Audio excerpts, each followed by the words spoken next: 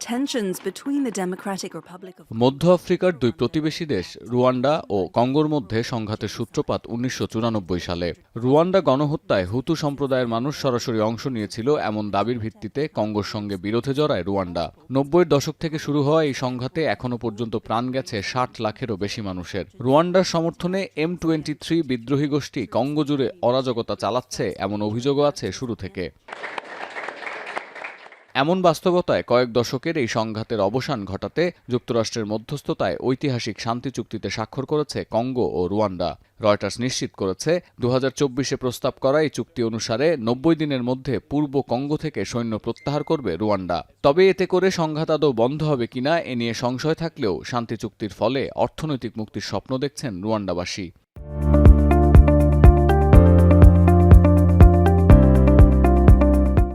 inyungu zirahari yaba mu bucuruzi mu kugenderana nk'ubu naguha urugero hari nk'abanyarwanda bashoboraga kuba bakora muri Kongo bafite akazi kubera ko urumva ko guhora dushamiranye kandi turi ibihugu by'abaturanyi ntabwo ari byiza mu by'ukuri kandi kuva na kera twarabanye neza cyane।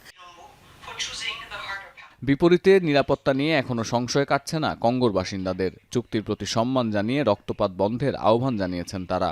Nous sommes très contents de voir que il y a un accord qui est signé aujourd'hui pour amener la paix à l'est de la République démocratique du Congo et en RDC en général. মার্কিন প্রশাসনের এই উদ্যোগকে স্বাগত জানিয়েছে Congo ও রুয়ান্ডার প্রতিনিধি দল। দুই দেশের মধ্যে হওয়া এই চুক্তির ফলে অঞ্চলটিতে অর্থনৈতিক সম্ভাবনা আর সমৃদ্ধির নতুন সূচনা হতে যাচ্ছে বলে আশা প্রকাশ করেছেন মার্কিন president Donald Trump. So we're here today to celebrate a glorious triumph, and that's what it is for the cause of peace.